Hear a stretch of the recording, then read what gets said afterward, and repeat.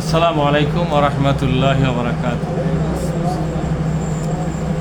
আউযু বিল্লাহি মিনাশ শাইতানির রাজীম।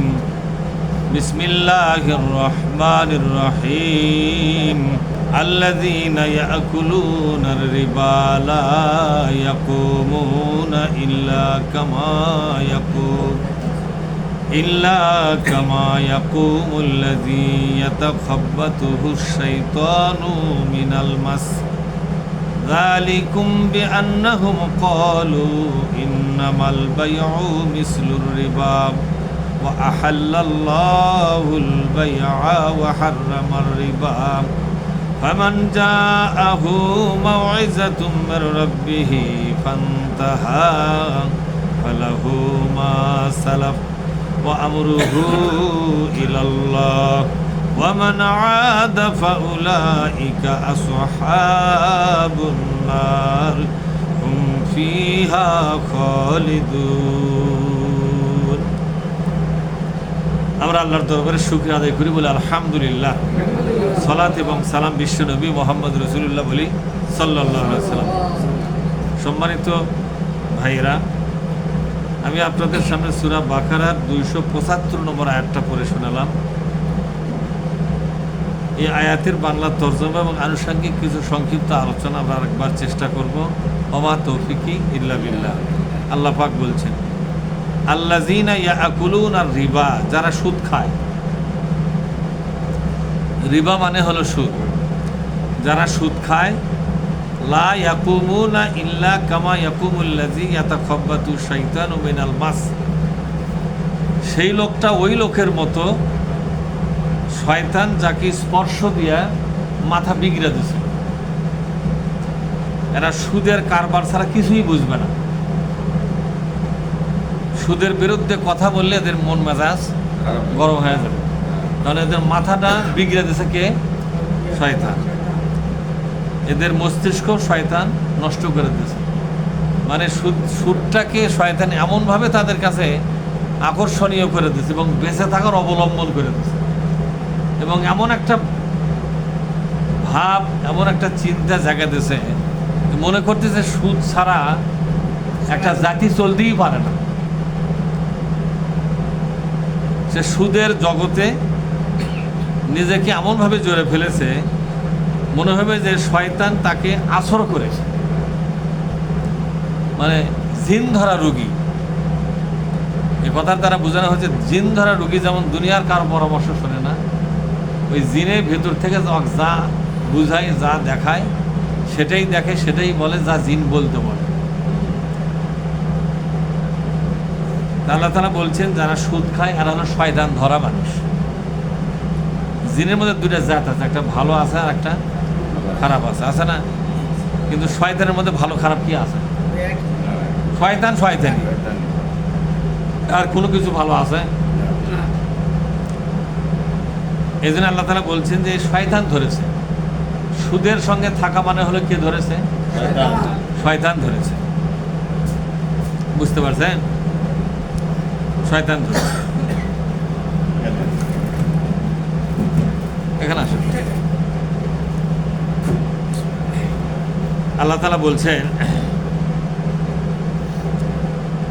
যালিকুম বিআন্নাহুম ক্বালু ইন্নামাল বাইউ মিসলুর রিবা। তারা বলে ব্যবসা তো সুদের মতোই, কিনে নিয়ে এসে তার চেয়ে বেশি লাভ ধরে বিক্রি, এটা তো সুদই। অর্থাৎ ব্যবসাটাকেও তারা সুদের মতো মনে করে। করছে মানুষ সুদ খাচ্ছে না, 100 টাকা কেজি নিয়ে আসে 110 টাকা করে বেশি, ওটা সুদ হল না, বলে কিনা? মানে এরকম লোক যে তাদের আর কোনো কিছু বুঝাবার কোনো জায়গাই নেই। আল্লাহ তাআলা বলছে, বুঝা কি করবে? আর শয়তান ধরালো। কি ধরালো? শয়তান ওদেরকে স্পর্শ করে ওদের মাথাটা পাগল করে দিয়েছে, মাথা বিগড়ে দিয়েছে একবারে। ওরা সুদ ছাড়া কিছু, সুদের চশমা পরা আছে। কি পরা আছে? যেমন কেউ যদি কালো চশমা পরে, তার সামনে যা থাকবে সব কি মনে হবে? হ্যাঁ, আর যদি লাল চশমা পরে তো এই লোকের চোখত কি চশমা পরা আছে? সুদের চশমা। যখন ব্যবসাকেও তারা সুদ হিসেবে দেখে থাকে, যে মানুষ ব্যবসা করতেছে, তো ব্যবসা না, সুদ কিসের ব্যবসা? আমরা ডাইরেক্ট খাই, ওরা ঘুরিয়া খায়, বলে কিনা? আমরা 1000 টাকা দিয়ে 100 টাকা সুদ লিখছি, ডাইরেক্ট খাই। ওরা 1000 টাকার জিনিস নিয়ে এসে 1100 টাকা বেচতেছে, একই তো। নাউজুবিল্লাহ বলে। আল্লাহ তাআলা বলছেন এই শয়তান ধরা লোকের এটা হলো স্বভাব। শয়তান এদেরকে স্পর্শ করে এদের চোখের দৃষ্টি পাল্টাতেছে। চোখত পড়া আছে সুদের চশমা।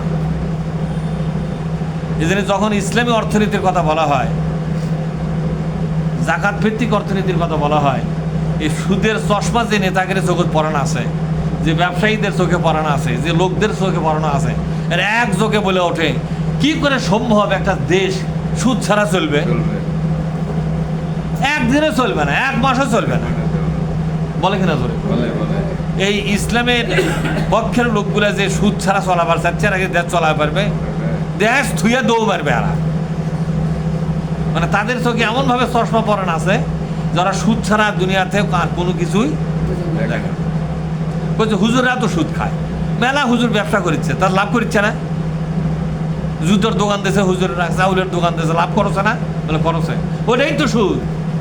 যা দেখ কিনবি তাই দা বেচবে, সেটা হলে ব্যবসা। ওটা বলে ব্যবসা, তার সব বলার কি অর্থনীতিবিদ, কথা ঠিক না? কত বড় জ্ঞানী লোক থাকে। যা দেখ কিনবে তাই দেবে, এটা কি ব্যবসা? পূর্ব জামানা থেকে নবী রাসূলের মাধ্যমে যে ব্যবসা শিক্ষা দেওয়া হয়েছে সেটা হলো যে ক্রয় মূল্যের চাইতে বিক্রি মূল্য একটু বেশি। কিরকম বেশি? যেটা সহনশীল। কিরকম সহনশীল?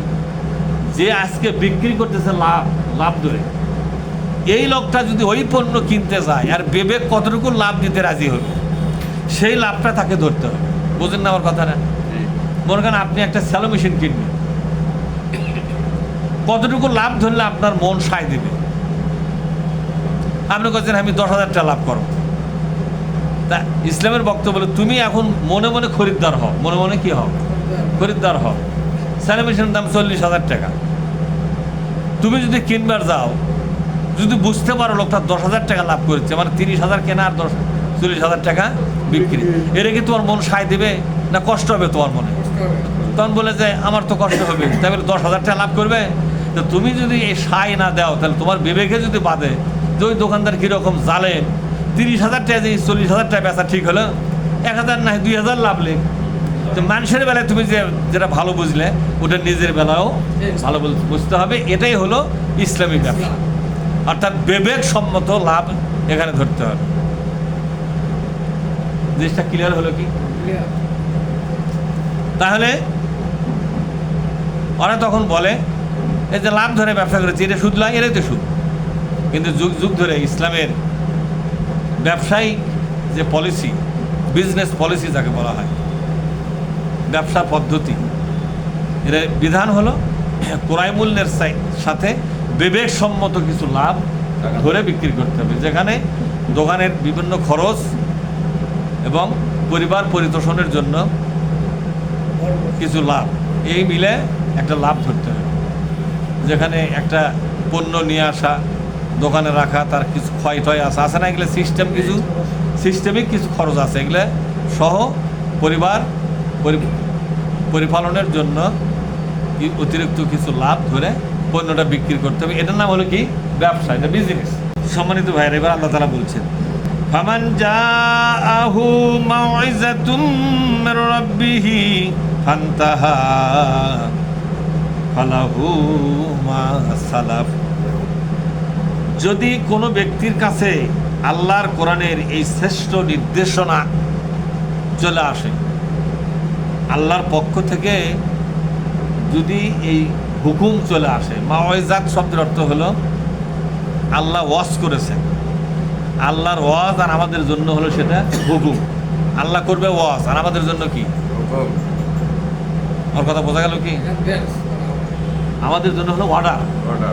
আল্লাহ পাক বলছেন কোনো ব্যক্তির কাছে তার রবের পক্ষ থেকে যদি কোনো নির্দেশনা আসে, সে নির্দেশনা হলো যে সুদের সাথে জড়িত হওয়া যাবে না, সুদের সঙ্গে জড়িত হওয়া যাবে না। এই নির্দেশনা আসার পরে ফান্তাহা, যে আল্লাহর পক্ষ থেকে কোনো নির্দেশনা যদি আসে, সেই নির্দেশনাটা কি? যে সুদের সঙ্গে আর সম্পর্ক রাখা যাবে না। এই নির্দেশনা আসার পরে ফান্তাহা, এটাকে বর্জন করতে হবে, এই নির্দেশনা মেনে নিতে হবে যে আমি সুদের সাথে আর আমার সম্পর্ক আমি রাখবো না। তাহলে বলেন তো, একজন ইমানদারের কাছে এই নির্দেশনা বাংলাদেশে আসছে না আসেনি? সুদের সঙ্গে আর সম্পর্ক রাখা যাবে না, এই নির্দেশনাটা আল্লাহর পক্ষ থেকে আমরা কি লাভ করেছি না করি নাই? করি নাই। এই কোরআনে এই নির্দেশনা আসেনি। মানার কথাটা পরে, কিন্তু আমরা পাইছি তো, কোরআন শরীফে আয়াতটা তো আমরা পাইছি। এটা হলো অর্ডার। কোরআন হচ্ছে হুকুমের কিতাব, এটা একটা সংবিধান, এটা সাংবিধানিক নির্দেশনা। এটা পাওয়ার পরে ফান্তাহা, এটাকে বর্জন করতে হবে। কি করতে হবে? বর্জন করতে হবে। এদের প্রতি নিষেধাজ্ঞা জারি করতে হবে। যে নেহি কথা বলা হচ্ছে, ফান্তাহা বা নেহি শব্দ থেকে আসছে। এদের প্রতি নিষেধাজ্ঞা জারি করতে হবে যে সুদ আর আমরা চলতে দেব না। ফালাহু মা সালাফ, যারা সুদের সঙ্গে জড়িত ছিল তারা যদি সুদটা ছেড়ে দেয়, তাহলে অতীতে যে সুদের সঙ্গে জড়িত ছিল সেই বিষয়টা তার নিজের জন্য, ওটা মাফ হতেও পারে নাও পারে। কত বড় কথা আল্লাহ বলেছেন। মানে সুদের থেকে তওবা করলে ওই লোকের অতীতে সুদের গুনাহ মাফ হবে, এর কোনো গ্যারান্টি এখানে দেওয়া হয়নি। ফালাহু মা সালাফা, তোমার অতীতটা তোমার, ওর দায়ভার আল্লাহ নেবে না। কত বড় কথা এটা, যে অতীতের দায়ভারটা তোমার। তুমি তওবা করতেছো, বর্তমান থেকে আমি তোমাকে ধরবো যে তুমি সুদ আর খেলা না, সুদ আর নিলা না, এই তো। কিন্তু অতীতে যে কারবারটা করেছো এই বিষয়টা একান্ত তোমার উপর থাকলো, ওটা আল্লাহ ওর জিম্মাদারি নেবে না। তাহলে সুদের সঙ্গে একবার জড়িয়ে পড়লে এই গুনাহটা আল্লাহ ক্ষমা করার জন্য কোনো সুযোগ রাখেনি। আমি কি ক্লিয়ার করে দিলাম? এই দেখেন, ফান্তাহা, ওটা ছেড়ে দাও, নিষেধাজ্ঞা দাও। তবে ফালাহু, তার জন্য থাকলো মা সালাফা, অতীতে যা কিছু সে করেছে। সালাফ শব্দের অর্থ হলো তার পাস্ট টেন্সে, মানে পাস্ট, পিছনে। অনেকদিন আগে থেকে যে সুদের সঙ্গে কারবারে ছিল, এনজিওর কাছ থেকে হোক কিংবা ব্যাংকের কাছ থেকে হোক বা ব্যক্তির কাছ থেকে হোক, আছে না এরকম, বা কোনো সমিতির কাছ থেকে হোক, এই যে কারবারটা করেছে এর দায়ভারটা আল্লাহ নিল না। আল্লাহ বলে এটা ওই লোকের উপরই ছেড়ে দিল। বলছে যে অতীতে যা সুদের সঙ্গে জড়িত ছিল এটা এখন তুই তার উপরই থেকে গেল, এটার দায়ভার আল্লাহ নেবে না। অতীতে 10 বছর সুদের সঙ্গে ছিল, এটা তার নামে তো লেখা আছেই। বর্তমানে সে তওবা করলো, এই কারণে বর্তমান থেকে তার সুদ থেকে সে মুক্ত হলো। কিন্তু অতীতের 10 বছরের কোনো দায়ভার আল্লাহ আর নেবে না। হ্যাঁ, এই কথাটাই বলছে আল্লাহ। বলছে এটা আমি তোমার উপরই ছেড়ে দিলাম, ওটার দায়ভার আমি নেব না। ওয়া আমরুহু ইলাল্লাহ, তার সমস্ত কর্মকাণ্ড আল্লাহর কাছে জমা হয়ে গেছে। অতএব তাকে ক্ষমা করা হয়েছে কি হয়নি এই বিষয়টা নিয়ে আর মাথা ব্যথার কোনো আমাদের কারণ নাই, এবং বলারও দরকার নেই। তোমার অতীতটা আল্লাহ মাফ করে দিয়েছে। তাহলে এই কাজটা যদি আল্লাহ কোরআনে ঘোষণা করতো, তাহলে অনেকেই বলতো তাহলে সুদ মাফ করলেই তো মাফ হয়ে যাবে। অনেক শয়তান লোক কিন্তু, বা ধান্দাবাজ লোকেরা বা মতলবাজ লোকেরাই কিন্তু এই সুযোগটা নেবে, এই সুযোগটা অনেকেই নেবে। যে বলছেই তো, নামাজের কথা বলা আছে যে নামাজের কথা বলা আছে যে নামাজটা জীবনের শেষ পর্যায়ে যা তওবা করে অতীতের তাকে মাফ করে দেওয়া হবে। এবং অনেক তওবার বেলায় বলা হচ্ছে যে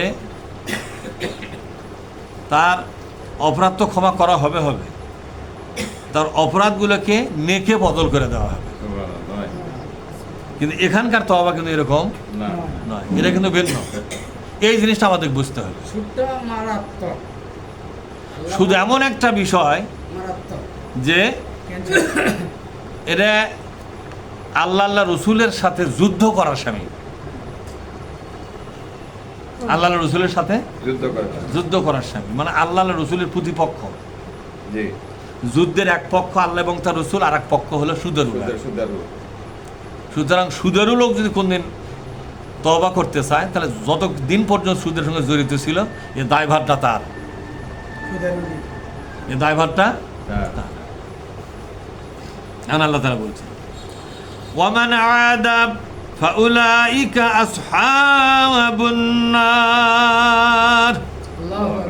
আল্লাহ পাক বলছেন ওমান আদা, কেউ যদি আবার নতুন করে সুদের মধ্যে আবার ফিরে যায়, তওবা করলো, কিছুদিন থাকলো, ভালো থাকলো, কিন্তু আবার সংসারে বিভিন্ন কায়দা বেকায়দায় বা উচ্চাকাঙ্ক্ষা আছে না, উচ্চাকাঙ্ক্ষা, ওই জমিটা না হলেই নয়, ওই বিল্ডিং না করলেই নয়, বা এর বেটাক বিদেশে না পাঠালেই নয়, এরকম আছে না। আবার নতুন করে সুদের সঙ্গে জড়িত হলো, যেই না জড়িত হলো, এ লোকের তওবা সেদিন থেকে একবার চিরকালের জন্য বাতিল হয়ে গেল। তখন আল্লাহ বললো ফাউলাইকা আসহাবুন নার, সে স্পষ্ট জাহান্নামের সাহাবী হয়ে গেল, তার সব শেষ। অর্থাৎ সুদের লোকের জন্য একবারই শুধু তওবার সুযোগ, বারবার নয়। এখন অতীতের সুদের সঙ্গে জড়িত থাকার যে সময়কাল এবং অপরাধটা, এই বিষয়টা আল্লাহর কাছে জমা থাকলো অপরাধের কিতাবটা, এটা কি করবে উনি ভালো জানেন। এই ব্যক্তির পরবর্তী জিন্দেগির আমল আখলাক আল্লাহকে যদি সন্তুষ্ট করতে পারে ভালো, আর সন্তুষ্ট করতে না পারলে তো সবই গেল। আল্লাহ তাআলা বলছেন হুম ফিহা খালিদুন, এ জাহান্নামে তারা স্থায়ী বাসিন্দা হয়ে যাবে। এই সূরার মধ্যেই একটা আয়াতে আল্লাহ তাআলা বলছেন যে তোমরা সুদগুলা ছেড়ে দাও, ইন কুনতুম মুমিনিন, ঈমান যদি বাঁচাতে চাও। অর্থাৎ সুদের সঙ্গে জড়িয়ে পড়লে ঈমানের মৃত্যু ঘটবে। আর আমরা দেখছি বহু লোক সুদের সঙ্গে জড়িত, মসজিদের সামনের কাতারে নামাজ পড়ে। এখানে আল্লাহ তাআলা বলছে যে ব্যক্তি সুদের সঙ্গে জড়িত হলো তার ঈমানের মৃত্যু তখনই ঘটে গেছে। মসজিদের সভাপতি হোক না কাবার ইমাম হোক, কোনো লাভ হবে না। তাহলে আমাদের এমন একটা বাংলাদেশ নির্মাণ করতে হবে যেখানে সুদ খুঁজেও পাওয়া যাবে না, মানুষ সুদের টাকা ইচ্ছা করে নিবে, সেই রাস্তাই থাকবে না। বিশ্বনবী এমন একটা রাষ্ট্র ব্যবস্থা কায়েম করেছিলেন যে রাষ্ট্রের কোনো সীমানার ভিতরে কোনো সুদের কারবার ছিল না। কিসের মাধ্যমে? এ কোরআন ছিল ওই দেশের সংবিধান, কোরআন ছিল ওই দেশের সংবিধান। কথা কি বুঝতে পারলাম? কোরআন ছিল সংবিধান। কোরআন যে দেশের সংবিধান হয় সেই দেশের সুদের কারবার থাকে না। তখন দেশের মানুষ ঈমান দুর্বল থাকার সবল থাক, অন্তত ঈমান বাতিল হওয়ার অপরাধ থেকে সে বেঁচে গেল। ঈমানের মৃত্যু যে হয়, এই ঈমানের মৃত্যুর হাত থেকে সে বেঁচে গেল। এই জন্য আমাদের ঈমানদারদের দায়িত্ব হলো এমন একটা বাংলাদেশ তৈরি করা যেখানে সুদের অর্থনীতি নাম নিশানা খুঁজে পাওয়া যাবে না। সেটা হলো ইসলামী রাষ্ট্র ব্যবস্থা, ইসলামী শাসন ব্যবস্থা এখানে কায়েম করতে হবে, ইসলামী সরকার ব্যবস্থা কায়েম করতে হবে। অর্থাৎ যে রাজনৈতিক দল কোরআনকে সংবিধান বানাতে চায়, হাদিসকে এবং কোরআনকে এই দুই বিধান দিয়ে রাষ্ট্র শাসন করতে চায়, এই রাজনৈতিক দলটাকেই সরকারি ক্ষমতায় আনতে হবে। এখন আসেন আমি আপনাদের সামনে ধারাবাহিক তাফসীর বিভিন্ন জাত করতেছি, তার একটা অংশ সূরা আনাম 6 নম্বর সূরা কোরআনের, এখান থেকে একটা আয়াত আমি করে শোনাই। আসুন। আউযু বিল্লাহি মিনাশ শাইতানির রাজীম। وَإِذَا رَأَيْتَ الَّذِينَ يَخُوضُونَ فِي آيَاتِنَا فَأَعْرِضْ عَنْهُمْ حَتَّى يَخُوضُوا فِي حَدِيثٍ غَيْرِهِ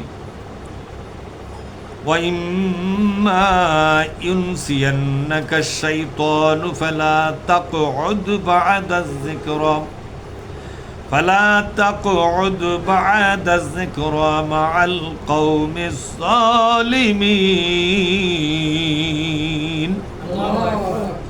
আল্লাহ পাক বলছেন, ওয়া ইযা রাআইতা, হে নবী আপনি যখন দেখবেন, আল্লাযিনা যে সমস্ত লোক, ইয়াখুদুনা সমালোচনায় মেতে উঠেছে, ফি আয়াতিনা আমার আয়াতগুলো নিয়ে।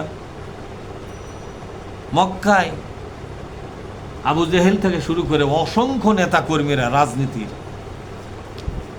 কি সরকারি দল কি বিরোধী দল ছিল না, মক্কায় সরকারি দল বিরোধী দল আছে ছিল। এরা সবাই উঠা পড়ে লাগলো আল্লাহ নবী যে কোরআনের আয়াতগুলো মানুষকে বুঝাচ্ছিল, ওই আয়াতগুলোর সমালোচনা নিয়ে ব্যস্ত হয়ে পড়ে। আল্লাহ পাক বলছেন, এবং সেটা বড় বড় মজমা শুরু হলো। বিশ্বনবীর পক্ষের লোকগুলো টেনে নিয়ে আসে মজমাত, ওরাই বসাচ্ছিল যে শোন, বসলেই দুনিয়ার সমালোচনা শুরু। অপরাধটা হলো আল্লাহ নবীর একটা মিশন ওরা বুঝতে পারছিল। কি বুঝতে পারছিল? একটা মিশন বুঝতে পারছিল। মিশনটা হলো, যারা বুঝতে পারছিল যে আব্দুল্লাহর বেটা মোহাম্মদ এই দেশে একটা বিপ্লব করতে চায়। কি করতে চায়? কি করতে চায়? একটা বিপ্লব করতে চায়, একটা নতুন শাসন ব্যবস্থা এখানে কায়েম করতে চায়। রাষ্ট্র ব্যবস্থা যদি পাল্টে যায়, শাসন ব্যবস্থা যদি পাল্টে যায়, কোন শাসন ব্যবস্থা যে এই দেশে কায়েম হবে আমরা বুঝতে পারতেছি না। তখন যে আমাদের দশা কি হবে? ওদের সমালোচনা ছিল এই কারণে, মানে বিশ্বনবীর কোরআনের আলোচনার ভুল বোঝেন নেই, সাহাবাদের কোরআনের আলোচনা কি ভুল, বিশ্বনবী নাকি ভুল বুঝাচ্ছে। নাউজুবিল্লাহ বলেন। বিশ্বনবী যদি ইসলামের ভুল ব্যাখ্যা দেয়, তার সঠিক ব্যাখ্যা কে দিবে? আবু জেহেল। আবু জেহেলের কাছে ইসলামের সঠিক ব্যাখ্যা আছে, আর ভুল ব্যাখ্যা কার কাছে আছে? বিশ্বনবীর কাছে। এই কথা কেউ মানবে?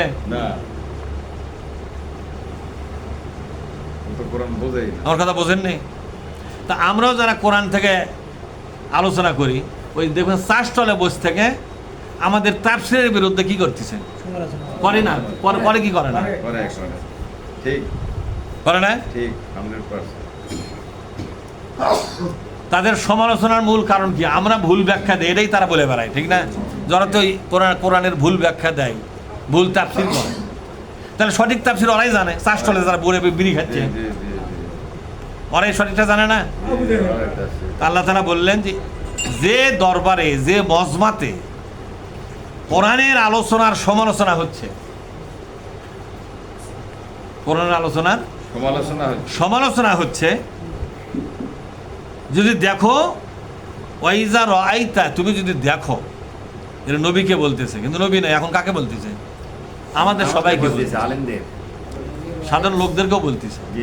হে নবী, যখন তুমি দেখবে যে কোরআনের আলোচনা নিয়ে সমালোচনায় মেতে উঠেছে একদল লোক, এবং এই কোরআনের আলোচনাকে দাবাবার জন্য উঠে পড়ে লাগছে, তার মূল উদ্দেশ্য কি ছিল বলেন তো? মূল উদ্দেশ্য ছিল যে মুহাম্মদ যদি কোরআনের আলোচনা সকলের কাছে গ্রহণযোগ্যতা পায়, কি পায়? গ্রহণযোগ্যতা। তাহলে এখানে বিশ্বনবীর কোরআনের আলোচনার যে সমালোচনা হচ্ছে, এই সমালোচনার মূল উদ্দেশ্য হলো রাজনৈতিক পরাজয় ঠেকাবার জন্য। রাজনৈতিক পরাজয় ঠেকাবার জন্য তোমরা বুঝতে পারতেছিল যে রাজনৈতিক ময়দানে বিশ্বনবী বিজয়ের পথে আগে যাচ্ছে। তার কোরআনের আলোচনার যদি গ্রহণযোগ্যতা পায়, তাহলে তো জনগণ, যারা জ্ঞানবান, যারা চিন্তাশীল, যারা জ্ঞানের অনুসন্ধানী মানুষ আছে না কিছু, এবং যারা সত্যের অনুসন্ধানী, যারা নোংরা লোক নয়, একটু ভদ্র, একটু চিন্তাশীল, একটু বিবেকবান, এই লোকগুলা সুরসুর করে না ওই কোরআন আলোচনার দিকে আবার যা বসবে। তোমার কথা বলছেন, হে নবী, যখন তুমি দেখবে যে ঝাঁকে ঝাঁকে মাথা লাড়ে লাড়ে কোরআনের সমালোচনা করতেছে, তোমার সমালোচনা করতেছে, আলোচনার ভুল বের করতেছে, হ্যাঁ, তখন তুমি কি করবে? ফারিদ আনহুম, হে নবী আপনি তাদেরকে বর্জন করুন, এই জাতের মানুষের সাথে আপনার বসবেনই না, ওদের সাথে সম্পর্ক রাখবেন না। আর আমরা কি করি, ওদের সাথে আগে যায় চিন্তা করি যে তো কাজকে শোতামো, তারপরে দমন, কথা ঠিক না? ঠিক আল্লাহ কি বলছে, যেই দেখলো সমালোচনা শুরু হয়েছে সাথে সাথে ওদেরকে কি করো, বর্জন করো। বর্জন করো, মনে করেন তো কাটে বড়। এই কথাটাই সূরা ফুরকানে আল্লাহ বলেছেন, ওয়াইজা খাতাবাহুমুল জাহিলুনা ক্বালু সালামা। জাহিলরা যখন ঝগড়াঝাড়ি লিপ্ত হবে ওদেরকে সালাম দেয়, তারাদের ওখান থেকে। ফেরাও করো। এ সালাম মানে কি? সালাম মানে হচ্ছে একটা শান্তির কথা বলে চলে যাও, যে ভাই তোর সাথে আমি পারবো না, তোরা থাক, আলোচনা কর, আমি চলে গেলাম। ধর আমি তোদের কাছে পারবোই না, তখন হয়তো কেউ পাঁচটা কেউ কেড়ে পরাজয় স্বীকার করে গেল, কোথাও কোলে আমি তো তোর সাথে আমি পারবো না, এদিই বুঝেলে আমার কি হলো, তাই না? কোথাও কোথাও ওই এলাকা থেকে শব্দ যদি কারণ আর যাওয়া হবে না। আল্লাহ যেহেতু আমার এই সরে যাওয়াটা ছিল ইবাদত, সরে যাওয়াটা কি? ইবাদত। আচ্ছা বলো যে কেন ইবাদত বললাম? আল্লাহ যে হুকুম দেয় সেই হুকুম মানাটাই হলো ফরজ। ফরজ, এবং সেই ফরজটাই হলো ইবাদত। ইবাদত। কারণ আল্লাহ বলছে এরকম যদি কোনো মূর্খরা, এই মূর্খ চান্ডালেরা ঝগড়া করে তখন তুমি সেখান থেকে কাটে পড়ো। কেটে পড়ো। এই কাটে পড়াটা আমার কি কথা কয় না পারে। ইবাদত। কিন্তু আমরা কি করি জানেন, আমার মধ্যে কিছু জেদি লোক আছে না, আগে দেয়। আমি থাকতে তুই তোর বাড়ি হলো বলে বার্তা এটি এসে বড় বড় কথা কব, তো আজকে 3 ঘাটের পানি খিলামো, তারপরে দমনম। তখন ওই মূর্খ চান্ডালের রাজনীতি আল্লাহর পক্ষে কিছু লোক থাকে না, আছে। এলাকার লোক আছে ওর পক্ষে নেবে, কিছু এলাকার কিছু রাজনীতির লোক মনে চিন্তা করবে হোক এর বাড়ি বলে বার্তা, ই তো অন্তত কোরআনের রাজনীতির বিপক্ষে কথা করছে, অতএব এর পক্ষে হামরাইলি, ঠিক না ব্যারি? তখন আপনি কিন্তু আবার ন্যাড়া গুপ্তা হয়ে যাবেন, হুম। লাভ হবে না, ফেতনা বাড়বে সয় কমবে না। আল্লাহ তাআলা বলছেন, হ্যাঁ ক্বালু সালামা, সেখান থেকে কাটে পড়ো। আর এখানে বলছে ফারিদ আনহুম, এরাজ করো ওদেরকে। এরাজ করা মানে ওদেরকে অগ্রাহ্য করো, ওদেরকে বিসর্জন দাও, পরিত্যাগ করো, ওদের সংস্পর্শ ত্যাগ করো, ওদেরকে বন্ধুত্ব থেকে বাদ দিয়ে দাও। এরকম বন্ধু দরকার। হ্যাঁ। যে বন্ধু আমি কোরআনের দাওয়াত দেবো আমার সাথে লাগবে ঝগড়া, তোর মতো বন্ধুই আমার দরকার নেই। দরকার। এই পৃথিবীতে বন্ধুর অভাব, হ্যাঁ। দেখো 20 মাইল দূরে যে বন্ধু বানান তাও ভালো, ঠিক। এত নোংরা লোক বন্ধু বানানো দরকার নেই। এটা নোংরা, জোরে করে এটা কি? তাহলে দেখেন তো কোরআনের এগুলো আলোচনার দরকার আছে না? আছে 100%।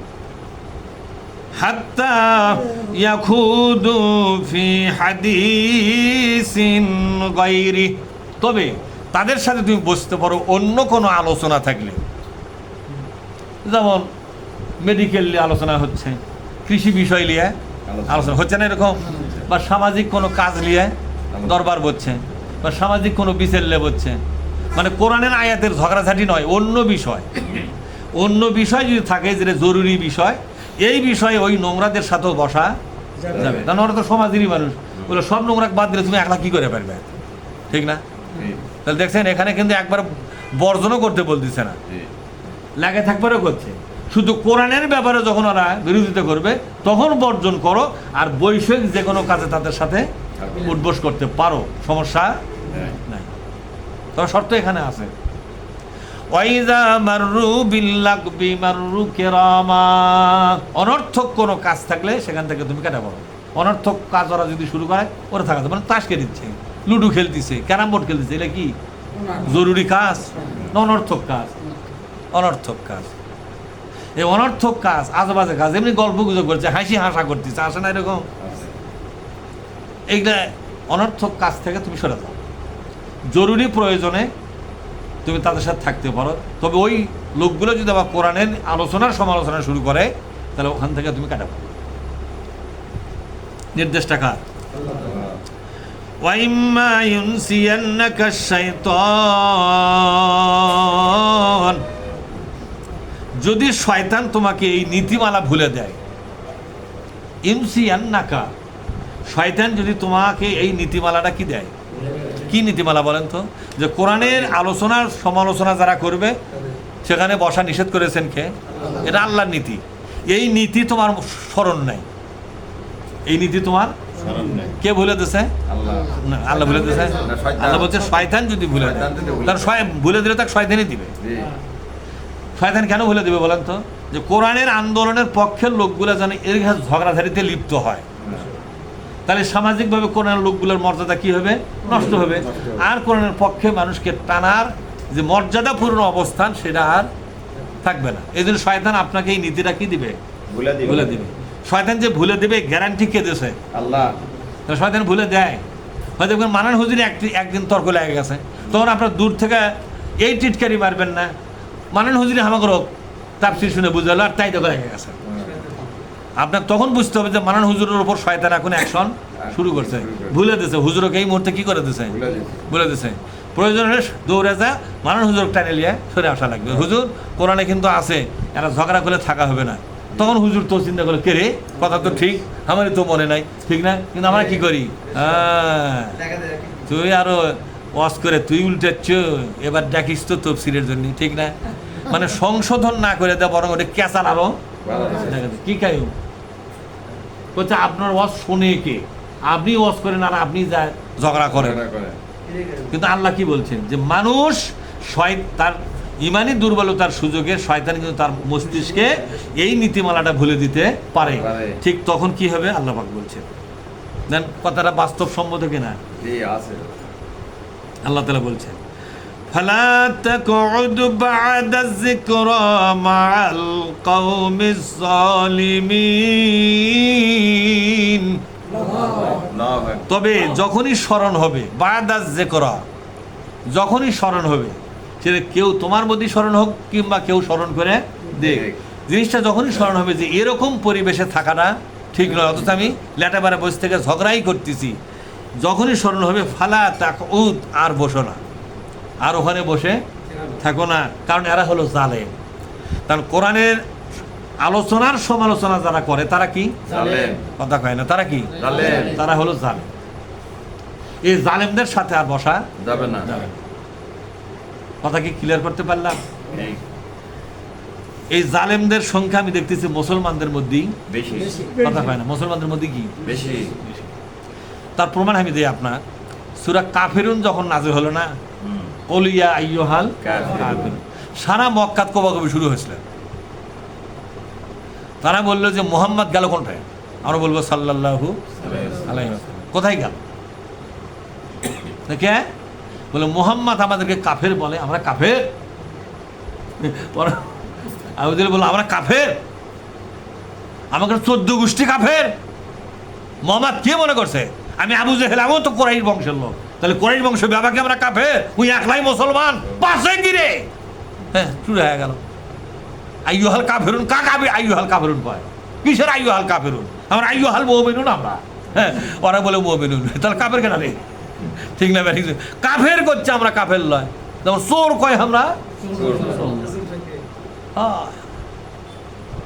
আল্লাহ নবী সাহাবার বিপদ পড়ে গেল, হে রাসূল এমন সূরা নাযিল হচ্ছে, আল্লাহ তো নাযিল করে তো উপরে বসে আছে, কিগুলো তো আমাকে বিরোধ শুরু হয়ে গেছে।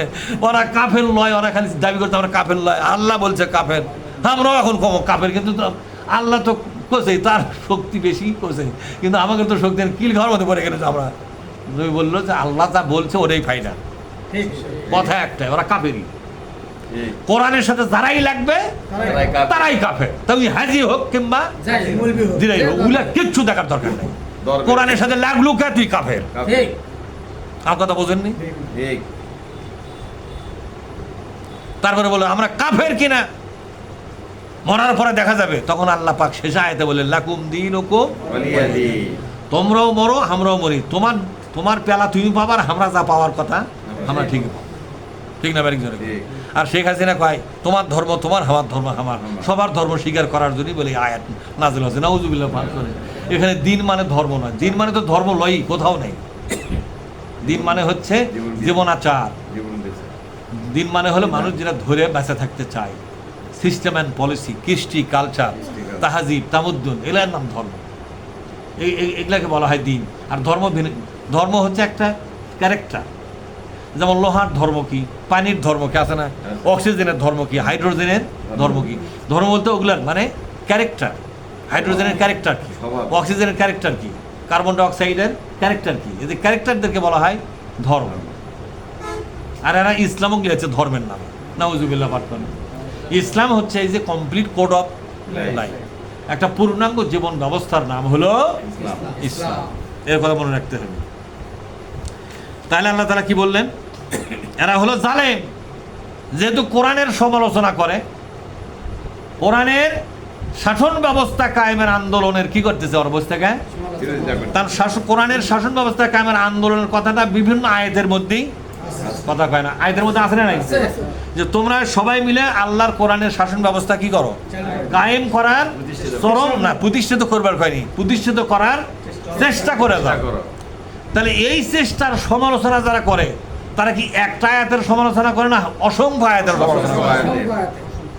মানে ইসলামের রাষ্ট্র ব্যবস্থা কায়েম বা কোরআন কায়েমের রাজনীতি যারা করে, এর গেরে সমালোচনা যারা করতেছে, তারা কি কোরআনের এক আয়াতের সমালোচনা করলো না, পুরা কোরআন। অসংখ্য আয়াতের সমালোচনা হলো না? তো এক আয়াতের সমালোচনা করলেই তো তাই কাফের হয়, আর অসংখ্য আয়াতের সমালোচনা করেছে তো ওই আবার কি ইমানদার আছি? না, ওই যে কাফেরের বড় ভাব হয়ে গেছে, কথা ঠিক না? ঠিক। কাফেরের বড় ভাব হয়ে গেছে। ওয়ামা আলাল্লাযীনা ইয়াত্তাকুনা মিন হিসাবিহিম মিন শাইইন ওয়ালাকিন যিকরা লাআল্লাহুম ইয়াত্তাকুন। ওয়ামা আলাল্লাযীনা ইয়াত্তাকুনা মিন হিসাবিহিম মিন শাইইন, যারা নাকি তাকওয়া অর্জনকারী লোক, ইসলামের পথে টিকে থাকার জন্য যারা চরম চেষ্টা করতেছে, কিয়ামতের দিন তাদেরকে জিজ্ঞাসা করা হবে না, ওই জালেমদের ব্যাপারে কোনো প্রশ্নই করা হবে না যে তোমার মতো তাকওয়ালা লোক থাকতে তোমার এলাকাতে এত লোক জাহান্নামে গেল, এই ব্যাপারে জিজ্ঞাসা করা হবে না। দেখ, বাঁচা গেল। আল্লাহ তাআলা এখানে ছাড়পত্র দিলেন। তবে কার জন্য সেটা? কার জন্য না, এখানে তাকওয়া মানে ওই যে যুগধারী ওই হাজি গামছাতে মুখ পেয়েছে মহিলার মতো কি করে কয় কি হেলাল কি ঘুমটা। যায় না, ঘুমটা। মানে দর্শনে সুফি মার্কা এ কথাই এখানে বলা। ইয়াত্তাকুন মানে এখানে ফেল ব্যবহার করছে, ফেল মানে এখানে ভার্ব লিখছে আল্লাহ। ইয়াত্তাকুন, যারা নিজেকে জাহান্নাম থেকে বাঁচাবার জন্য চরম চেষ্টা করতেছে, ওই অপরাধগুলো থেকে মুক্ত থাকতে চেষ্টা করতেছে, যে অপরাধের কারণে মানুষকে কোথায় যেতে হবে, জাহান্নামে। যারা জাহান্নামে যাওয়ার অপরাধগুলো ছেড়ে দেওয়ার জন্য জীবন দিয়ে হলেও চেষ্টা করতেছে, তাদের কথা বলা হচ্ছে। ওই যে বোরকা পরে ওই তাকওয়ার সাইজ ধরে বেড়াচ্ছে, হ্যাঁ, ঘুঙ্গর দিয়া, এই পিছন থেকে বোঝার উপায় নাই, এটা মহিলা যায় না পুরুষ যায়, এরকম লোক দেখছো তুমি? আছে না? আরে মোরল থাক না ঢাকার থাক, আছে তো, আছে। এই কথাটা বলা হয়নি। যারা জাহান্নামে যাওয়ার যে অপরাধগুলো আছে না, এই অপরাধগুলো জীবন দিয়ে হলেও ছেড়ে দেওয়ার এবং বর্জন করে চলার চেষ্টা করতে করতে যায়, মারা গেল। কিয়ামতের ময়দানে তাদেরকে জিজ্ঞাসা করা হবে না যে তোমার এলাকায় তুমি থাকতে এত লোক জাহান্নামে কেন গেল। এরা জোরে কও সুবহানাল্লাহ। বেঁচে গেলে তুমি, আমি বেঁচে গেছি, তুমি আর আমি আর আমি সবাই আমরা বেঁচে গেছি, ঠিক না? এই মারাত্মক একটা আয়াত বেঁচেছে এক ফাড়া, ঠিক। যে তোমাদের জিজ্ঞাসা করা হবে না তোমার মতো তাকওয়ালা লোক এলাকার থাকতে এত লোক জাহান্নামে কেন গেল, আমি জিজ্ঞাসা করব না, ওদের কোনো হিসাব আমি তোমাকে জিজ্ঞাসা করব না। সুতরাং ওদেরকে নিয়ে অত টেনশন করার দরকার নাই। শুধু আমার সত্য এবং মিথ্যাটাকে তুমি আলাদাভাবে জেনে দাও, জেনে দেওয়ার পরে ওরা কি করে না করে আর ওর দিকে তাকাবারই দরকার নেই, বাদ দাও, ভেজাল নোংরা লোক ওরা। তারপর আল্লাহ তাআলা বলছেন, আমি কি কথাটা বুঝাতে পারলাম? তারপর আল্লাহ বলছেন ওয়ালাকিন যিকরা, বলেন ওয়ালাকিন যিকরা, শুধুমাত্র তোমাদের দায়িত্ব হলো আমার কোরআনের কথাগুলোকে পৌঁছে দেওয়া। সুবহানাল্লাহ। যিকরা, কোরআনের মজলিস তৈরি করো। ওয়ালাকিন যিকরা, শুধুমাত্র কোরআনের মজলিস তৈরি করে তাদেরকে কোরআনটা বুঝাও। তর্ক করলে বাদ দাও, তর্ক করলে বাদ দাও, নতুন লোক যেখানে মজলিস করো। এই যিকরা মানে কোরআনের মজলিস। এখানে যিকরা শব্দের অর্থ দিয়ে একটা মজমার কথা বলা আছে, যে কোরআনের মজমা লাগাও। কি লাগাও জোরে এখন? কোরআনের মজমা লাগাও, মানুষক বুঝাও কোরআন। এই বুঝতে বুঝে ঝগড়া করবে, তাকে ডাক পাই না ওঠি, ওকে এরা চলো, এরা চলতে বলছে কে? আল্লাহ। যে যাই ঝগড়া করবে তাকে এরা চলো। আর আমরা কি মনে করি ওকে ও কি ধর বুঝাতে হবে। এটা কি হলো রে আল্লাহ কাছে এরা চল ওই কাছে কিসের ওগুলো পরামর্শ শুনলে ওয়ালাই আমি যা বুঝেছি তাই করবো আল্লাহ কবে তুই এগলে করে তুই আমার কাছে জান্নাত লিবু কারে আমি পরামর্শ দিই আমার পম ঠেলে ফেলে দে তুই যা বুঝিস তাই করিস তোকে দ্বারা জান্নাত কেরে এই জান্নাতটাও নষ্ট করবে কথা ঠিক না ঠিক আল্লাহ তাআলা বলছেন যে করা কেন এই মজলিসটা করবে লাআল্লাহুম ইয়াত্তাকুন আশা করা যায় এই আশায় তোমরা মজলিসটা করবে আশা করবে তোমরা কি আশা যে আল্লাহ কোরআন শোনার পরে তারা জাহান্নামে যাওয়ার রাস্তাটা ছেড়ে দিয়ে জান্নাতের রাস্তাটা ধরবে এই আশা করে তোমরা কোরআনের মজলিসটা করো তাহলে আমরা যে কোরআনের মজলিস প্রতি বৃহস্পতিবারে করি এর কিসের আশায় বলেন তো